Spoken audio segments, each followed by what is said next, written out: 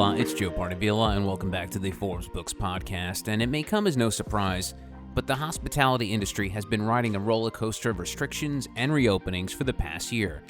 The financial effects of COVID-19 on the industry have been staggering. The state of Rhode Island says that the pandemic cost their hospitality and tourism industry over $2 billion in 2020. And that's just Rhode Island. Some in the industry have said that 2021 is shaping up to be just as challenging as 2020.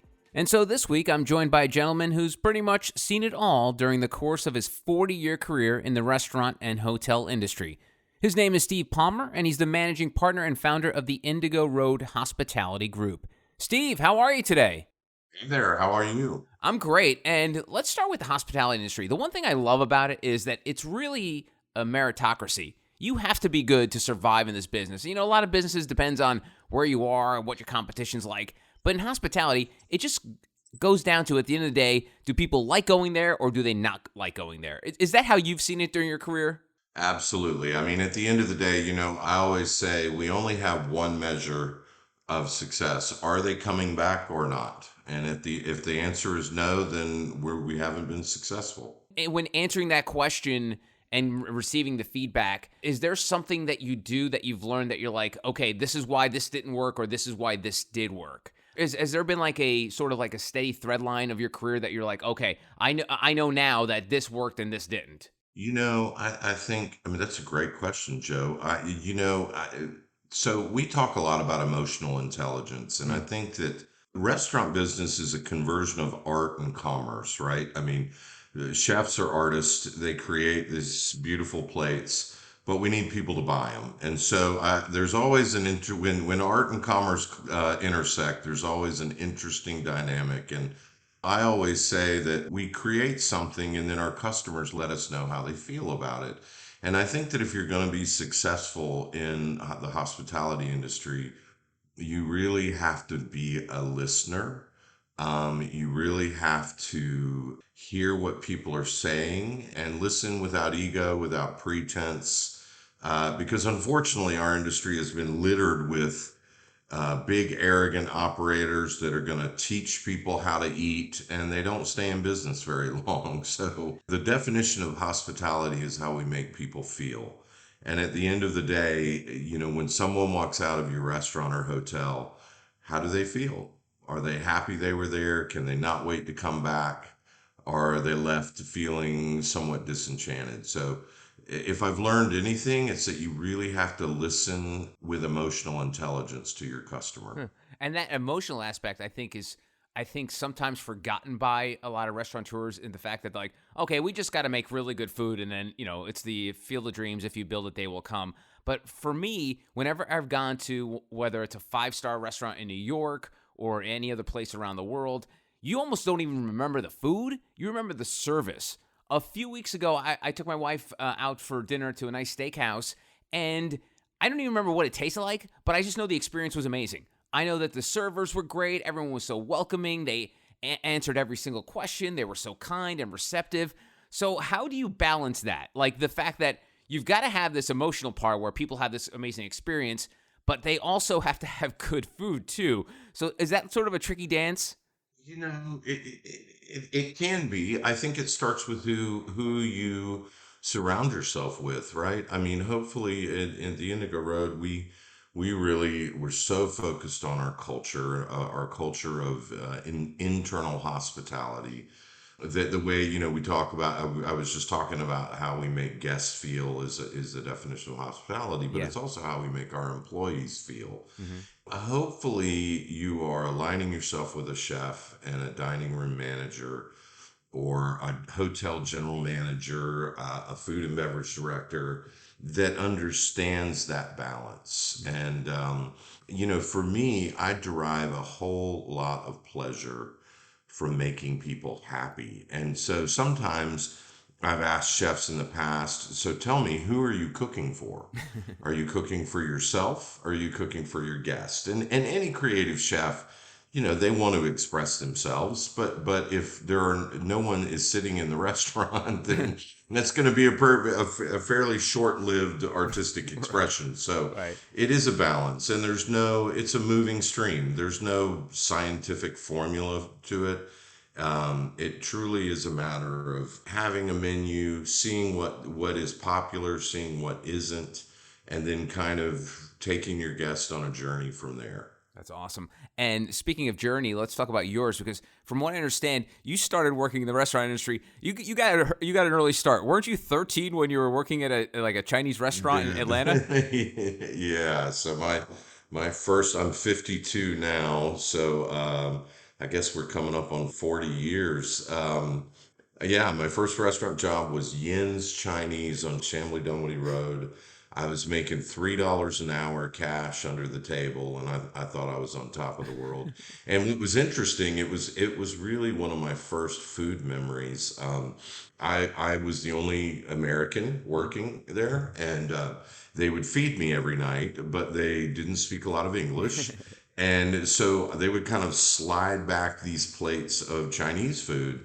I had no idea what I was eating, but I was incredibly exotic. It was like sort of the first time that I was like, wow, food is interesting. Food is a discovery. Food is, something other than macaroni and cheese. So, yeah, that was my first, that was the beginning of what has been almost a 40-year journey. Wow. And I know most kids at 13 have no idea what they want to do when they grow up. But when you stepped into that restaurant, started washing dishes, did you immediately think, man, I could do this for the rest of my life? Or were you just sort of just like, I'm working, I'm getting my $3 an hour, I'm getting some pretty good Chinese food? Or what were you Right. thinking at the time? I was probably 25 before I realized that like this was what I was going to do. I mean, you got to Oh, so remember, it took you Joe, 12 years to figure that yeah, out. 12 years. I was a line cook in Atlanta for a while, and then I got sick of being burned and yelled at and how hot it was. And I was looking out in the dining room going, they look a lot cleaner and they look like they're having a better time. I'm going to get out there. But, it was also, you got to remember, it was a different time in our industry. There was no Food Network, there was no Top Chef. The term foodies hadn't been invented. There was no internet. So the restaurant industry, I think by and large at that time was sort of seen as like, yeah, this is what I do until I figure out what I'm doing. And thankfully, that has changed dramatically. But yeah, it took me a while. But I've never, in almost 40 years, there hasn't ever been one day where I thought about doing something else. That's awesome. It makes me think of the Moneyball quote, adapt or die. And obviously, over 40 years, the restaurant industry, like you noted, has changed a bit. What helped you adapt along the way? Because, like you said, at first, if you said foodie in 1970, you'd probably be locked up on a 5150 or something like that. So, how were you able Right. to adapt over the years with the changing landscape? Whether it was the internet, if you'd have to drive to a big city to experience fine dining, all the things that have changed in the industry. How were you able to adapt along the way? Another great question. It's interesting, especially call it the last 5 years with terms like ghost kitchens and computer robot Right. kitchens, and there's so many things, and like everything with technology now the trends in our industry just shift faster and faster, and the food media and social media certainly has created this sort of dynamic of like, okay, what's the new thing or the new place, or at our core, and I believe this is why we'll always have a job in the hospitality industry. I love serving other people, and I've never felt like that was a demeaning job. I've never felt like I always felt honored that I was able to serve people, and I don't think that's ever going to go away. Yeah, the tablecloths came off in 0809 when everything crashed. The tablecloths went away, the pretense went away, the Edison bulb showed up, the reclaimed wood showed up, but the food quality didn't change.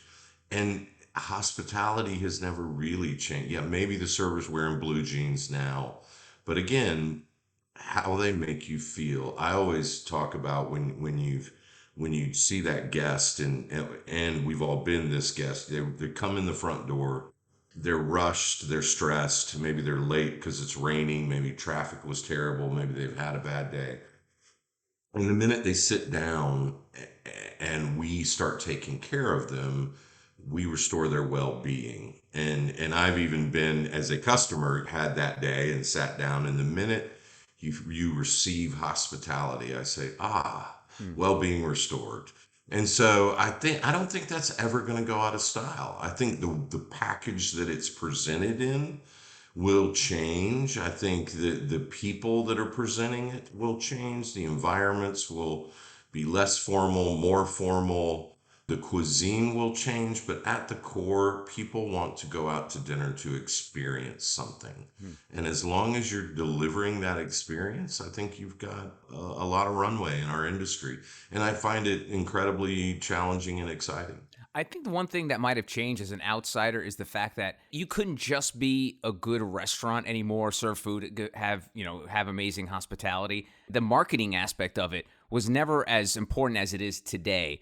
And I bring this up because a friend of mine is also in hospitality, and he consults with hotels around the world. And he had a meeting with this hotel owner. Guy was probably worth upwards of the high millions. And the first thing he says in the meeting during this consulting thing is, "So, what's going to be our Instagrammable moment?" This is like a middle-aged guy worth hundreds of millions of dollars, and he's worried about what part of this experience in this hotel restaurant will be that Instagrammable moment. So, talk to me about the addition of being able to be a good marketer to sort of the success of Indigo Road. It's so funny you said that, because isn't that true?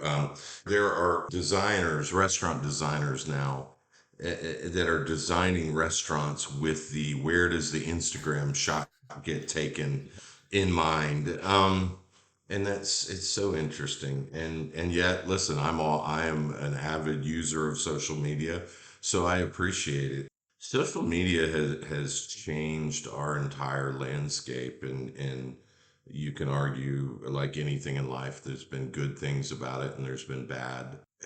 Restaurants, hotels today, listen, nothing can create pre-opening buzz more than a strong social media campaign. Mm. And the need for that is critical. There are PR firms now that just specialize in social media. I mean, these things 5 years, 10 years ago, it wasn't even the conversation. But to me, if you're not on social media, if you're not presenting your brand or your restaurant or your hotel, and that starts with knowing who your audience is, and what is it you're trying to achieve. Our Skyline Lodge Hotel in Highlands is an old motor lodge, so we sort of know who our customers. Oak Steakhouse has a different customer. Oku, our sushi concept, has an even different customer. So part of that social media messaging is understanding who your audience is, but it's critical these days. And did you have like a friend of mine who's a television producer? He's probably like pushing 60, and he embraced like social media. And his big thing that he said to me, he goes, "I don't want to be a dinosaur. So if people are telling me that social media is the place to be, I'm going to invest in it. I'm going to hire people to help me succeed in that." So did you have that moment, that sort of pre-meteor or dinosaur moment where you're like, I get it. I got to get on this because I don't want to end up the way of the T-Rex. Right. Well, it's funny. I always say that the restaurant business is a business of youth. Hmm. So as I'm getting a little bit older, I'm looking at the 25-year-olds that work in our company, and I'm fascinated by the things that they're doing. I will say this, Joe. I'll probably stop short of doing a TikTok dance video. But no, Like anything short of that, though, you're in, right? yeah, like, and that's mostly because I'm a really bad dancer, so I just don't think it would go well. But yeah, you have to stay in touch, and again, if everything I've previously said, this is a business of youth. It's changing at a more rapid rate than ever before. I think it's figuring out how to embrace innovation without sacrificing Hmm. your core values. and also not chasing fads. In other words, we have Japanese restaurants. If Chinese food suddenly became the thing that everybody wanted to eat, well, those aren't our values as a Japanese restaurant. You have to stay true to who you are, because if you dilute your brand in that way, then it doesn't read authentic, and customers respond in very immediately, and not in a way that you want them to. But I think it's anything that's innovative on the marketing social media front should always be embraced, inspected, observed, and then figure out, how does this fit in with who we are as a company, or who we are as a restaurant, or who we are as a hotel. I mean, we have Seven Oak Steakhouses. That tends to be an older customer, not old, but older. If our bartenders at Oak were doing TikTok videos, I'm not sure that's really going to resonate. I don't. Again, all of these technologies, marketing tools, they have to align with who you are. Hmm.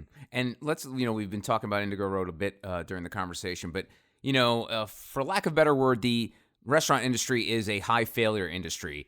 And you've grown to dozens and dozens of restaurants, and you did it pretty quickly. Do you have, and this is sort of like your typical business podcast question, do you know what sort of the secret sauce to Indigo Road has been to explain this growth and success? Yes, our culture. 100% our people. We believe very firmly that in order for our guests to have a hospitable experience, that our employees must first have that experience. And so we spend an enormous amount of energy on how we treat our people, how it feels to work in our restaurants and hotels. And that starts with how we interview and the type of people that we're looking for. Because we believe we can't teach emotional qualities. We believe we can teach technical skill. But if you don't have the emotional qualities where you want to learn and you want to be a part of a team and you have self awareness and you have work ethic, we don't think we can teach you those things. So our job is first and foremost to hire the right people. We don't always get that right. We're imperfect, just like everybody. But I will always say, and I will always know in my heart of heart, it is our people that make us successful, and that will always be true. And so the key for us is to not lose sight of that. So culture is the key to success, and I know there have been several stats about this, but they say 1 in 3 restaurants don't survive their first year.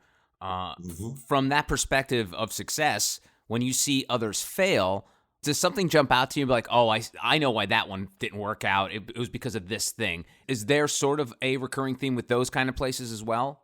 Sure. I mean, in the last 10 years, I mean, our industry has boomed. I don't have statistics, but you only need be a member of society to understand how many restaurants are opening in every city in America. So what defines you? And again, I keep going back to, it's how you feel when you're there. When I go to a restaurant that doesn't have that, and look, lots of people in our industry find success through different ways. I'm sometimes I'll walk into a restaurant that's packed and they have no culture and the food is mediocre, and I'm like, I don't get it. Longevity in our industry is about substance, soul, and authenticity. And if you don't have that, you're not going to last. I think it is a lot of, it's different today for a young chef or a young manager. People are opening restaurants their own at a much younger age. And I think that's awesome. Where I see, there was an article that like 80% of all the people that have been on Top Chef on the show that have gone on to open their restaurant have failed. I think that taking shortcuts to ownership, not understanding the business side, food costs, labor costs, the real estate side, not understanding those is a recipe for a short-lived endeavor for sure. Steve, I like to joke that high school never ends. And I feel in the restaurant industry, there is an aspect of that. And what I mean by is I always hear this sort of like mean girling or bullying thing of like people who didn't deserve to get what they got, whether it's a Rachel Ray or a Guy Fieri. Where do you think that comes from? This sort of if they didn't cut their teeth in this culinary school, or they do this, they don't deserve their success. Why do you think there's some of that animosity in that industry? I think it's jealousy. I mean, listen, my generation, I'm a Gen X. You just heard me say I've been in this business Mhm. almost 40 years. I was 40 years old before I owned my first restaurant. And, now you see 27, 28-year olds opening their own restaurants. And I don't look at that and go, they don't deserve that. Right. I look at that and go, I hope they understand again that meaning of art and commerce, because it's hard. It's a hard business. If you sign the wrong lease and you're paying too much rent, you won't make it. If you don't know how to manage your food costs, you won't make it. So when I see other people disparaging success, I want everybody to win. I eat in my competitors' restaurants. I cheer them on. I am very generous with praise when I see other people doing well, because again, isn't that hospitable? Yeah. And so if I'm in the hospitality business, one would assume that I'm hospitable towards my competitors. I think the people that are doing it right, that are buying the right ingredients, supporting local farms, treating their employees well, whether they're serving a hot dog or a filet mignon, I want them to win. That's great. Well, and it probably explains your success. And it's, talking about the age thing again, you mentioned that you were 40 when you owned your first restaurant. And to me, it's sort of, I'm going to just say it, Steve. I want you to accept this. You're sort of like the George Clooney of restaurateurs and hospitality people. I'll take that. Because Clooney, if for a lot of people who don't know, he probably was well into his 30s before he became a star. And that's why he was able to handle success, because he'd been grinding it out for 15 to 20 years on auditions and crappy jobs. And then when he became a movie star, he was like, yeah, I could deal with this. I could handle this. Where, like you were mentioning, folks who open a restaurant in their 20s probably don't have the mileage and the background to succeed. So how much do you attribute your success to the fact that you waited, or maybe it wasn't your choice, or maybe just the way it worked out, that your success is based on the fact that you didn't really start owning a restaurant until you were 40? I think it has a lot to do with it, because I had opened, I don't know, probably 20 restaurants for other people at that point. I had opened 5 hotels. So I knew the grind of an opening, and openings are hard. I mean, they're hard. It takes, in a good case scenario, 60, 90 days before you sort of feel like every day you're not on the verge of failure. Right. And no matter how many times you've opened them, it's still, but Joe, I attribute a lot of my success to that, because when we got to like 4 restaurants, I started having leadership retreats, talking about culture, figuring out why we were, and I was asking the people in the restaurants, why do you think we're successful? And really starting to distill that into a language, which is now our culture. I wanted everybody involved to have buy-in, and that comes from years of experience. Hmm. Like I am not leading from a place of, this is the Steve Palmer restaurant group.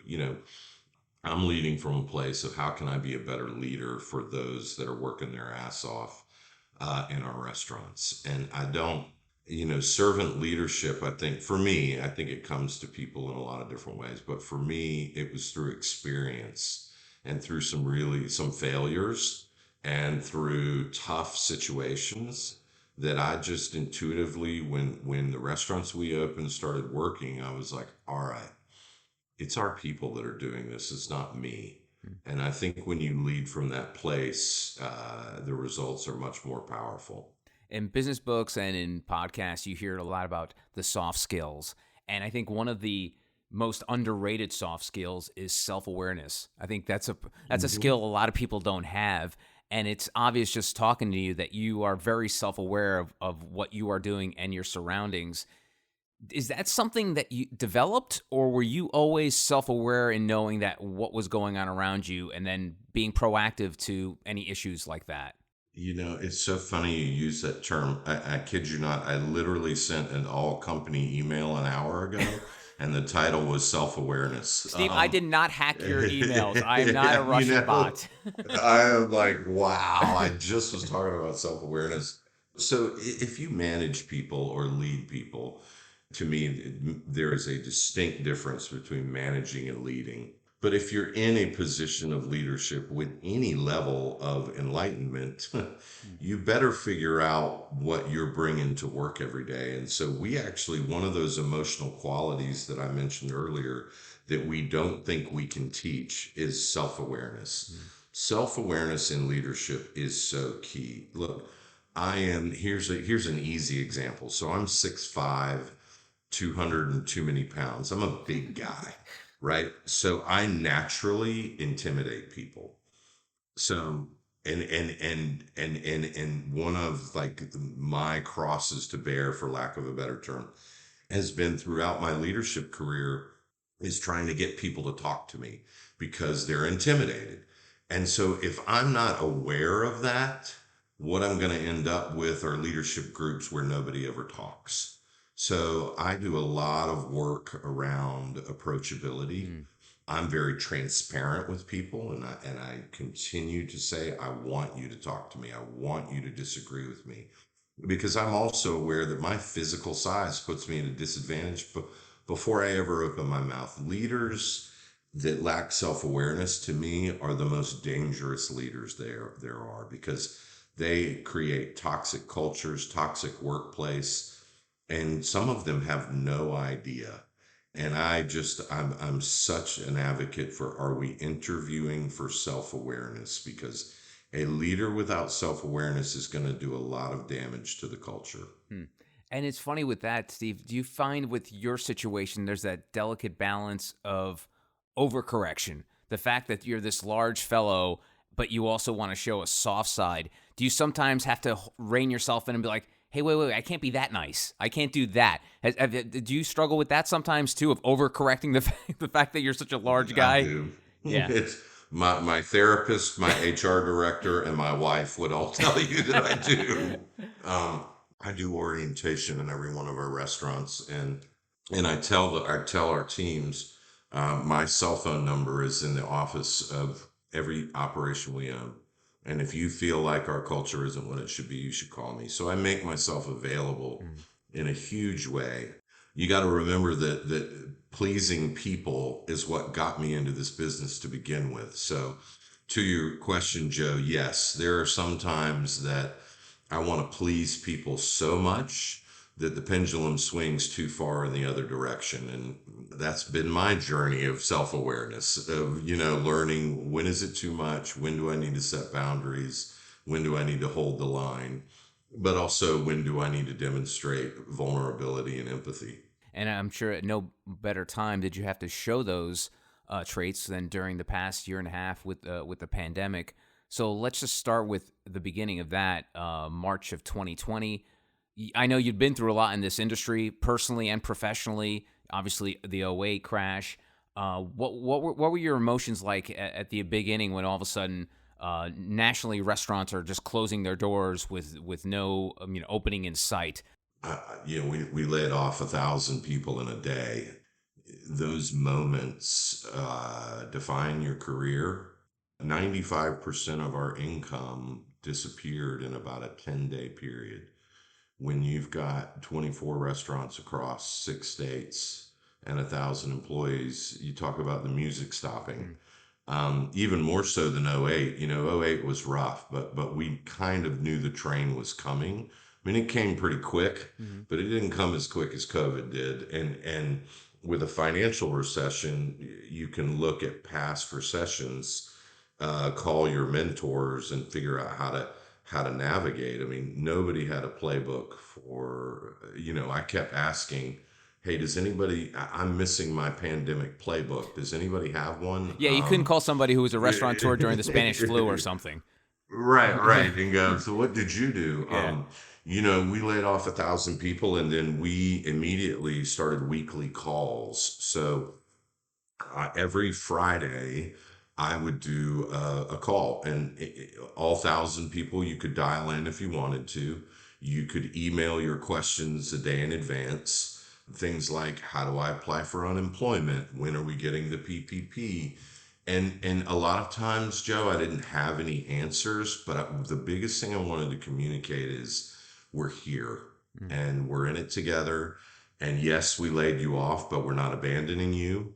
We did a fundraiser through selling gift cards for our restaurants where we donated 100% of the money to the employees. We handed that out in the form of grants. You can't say everything I just have been saying for the last 30 minutes about how we make people feel. And then the moment it gets hard, abandon your values. Yeah. Those are the moments that, yeah, we had to make tough choices. I mean, we simply are not a business that has the kind of cash reserves that can pay people without revenue. I mean, our margins are narrow in the best of times. Certainly, if there's no revenue, but we didn't abandon people, and we listened, and we were there, and we set up mental health resources. So, I think that the moments of great crisis, they really show you who you are. They also show you who your partners are, and I don't necessarily mean my investors, but your landlords, your purveyors. That you suddenly learn who you're doing business with when times are tough. Hmm. And so, yeah, I mean, it's in some ways, to be honest, this year has been tougher than last year because of the staffing shortages that Right. we're all facing. Yeah. It's more stressful. The good news is lots of people want to go out to eat and they want to stay in our hotel.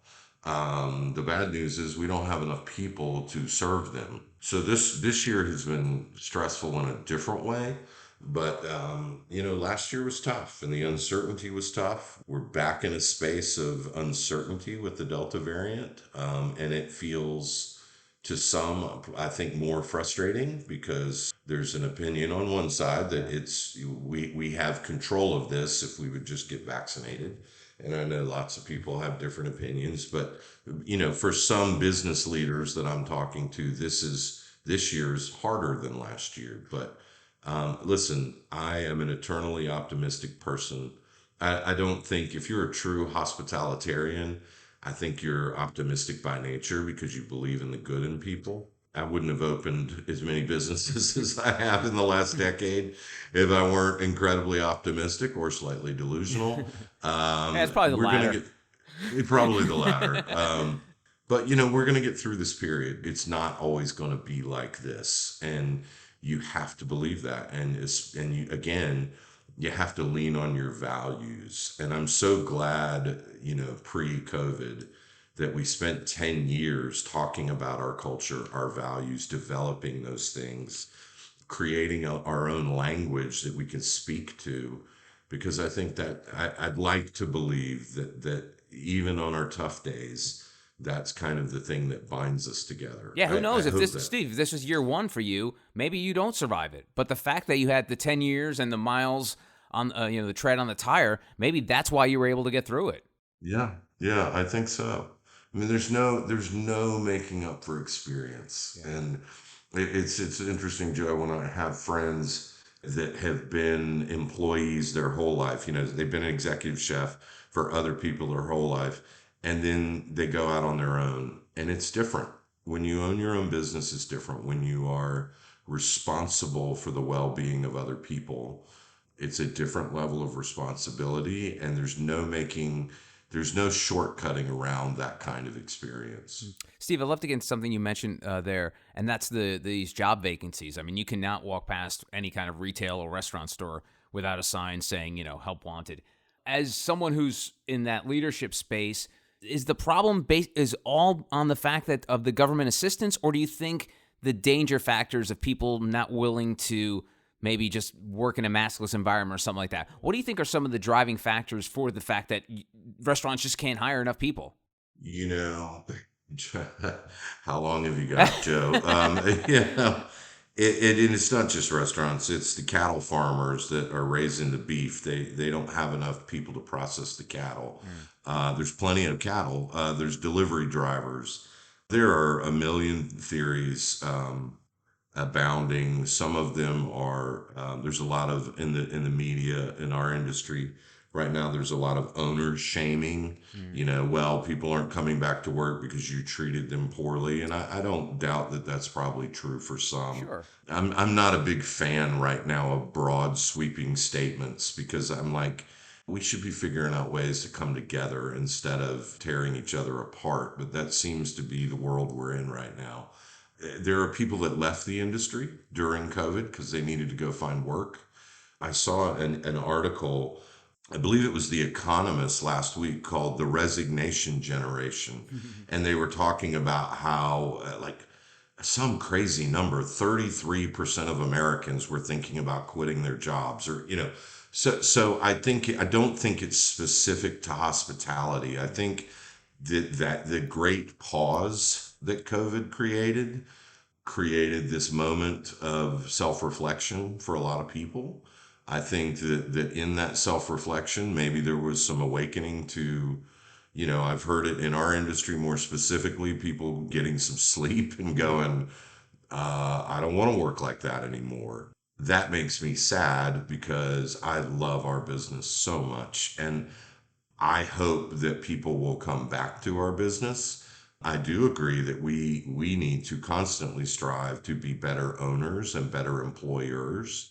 And I think the Indigo Road does through our mental health programs, our home loan buying assistance program. I mean, I think we do a lot to be a better employer, but I think that just globally, but here's the other anecdote to that. I've recently run into a few people that are like, yeah, I was working in the biz, and then in the pandemic, I got a different job.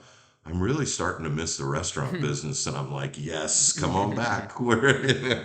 So I don't think it's one thing. Do I think the unemployment extended had, delayed people coming back to work? Yes, because we've seen an uptick in applications state to state as those benefits have run out.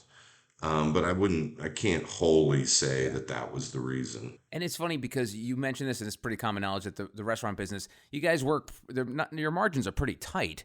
So what does it, when a push comes to shove, does this mean a lot of restaurants and hotels are going to have to pay employees more? Or do you think this is just, once this patch settles, then things will go back to normal? I don't think we're ever going back. I think that we're going to have to pay more. Our raw cost of goods is up 30% this Oh, year. jeez. So obviously, at some point, increased cost of goods, increased labor cost, it's going to get passed on to the customer because our margins are, they're not great, and in the best of times. And and then you sort of run into, at a restaurant level, like, how much is somebody willing to pay for the burger? Right. And that's where sometimes in our industry, where there's this big cry from the media, well, you just need to start paying people more. Right.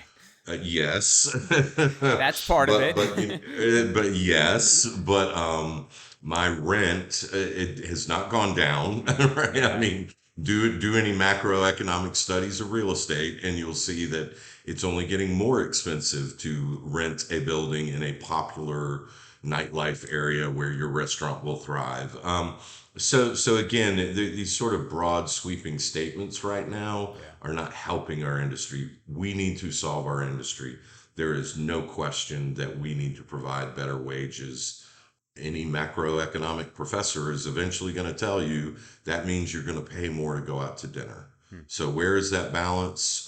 We have raised our wages, I would say, by 20% in the last 90 days. Wow. I'm not resistant to it, but math is math. And at some point, if you shrink your margin to the point that you're losing money, you're going to go out of business. So again, finding that balance is the key. And to borrow your phrase, passing it on to the customer, how do you do that in terms of, I guess, not not providing some sort of like sticker shock for folks?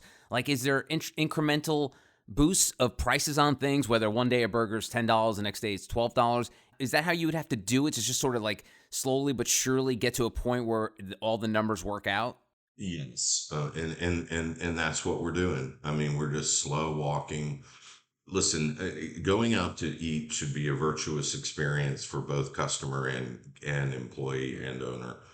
The customer is not the enemy, although sometime I'm sure we've all been to a restaurant where we felt like we were the enemy. Right. Hopefully, we're all mutually benefiting from the experience of me serving a customer and a customer enjoying a meal. It's got to work for all parties involved. And so I think, like tomorrow, raising our prices 30%, I don't think that's very hospitable. But we have started hey, can we charge $1 more for this thing? Can we get 75 cents more for this? Because it's survival at some point. And so, yeah, I think the more responsible thing to do is a gradual increasing of prices.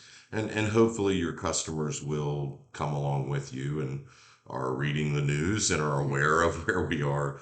And hopefully those same people that are screaming, you have to pay your people more, the next thing they're thinking is, and I'm willing to pay more. Well said. And lastly, I have a niece who's going to culinary school at Johnson & Wales. She wants to be a pastry chef.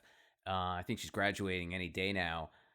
What would you tell someone like that, some 20-something-year-old kid leaving culinary school, what the future of the restaurant and hospitality business looks like? I mean, you've been at this for 40 years, like you said.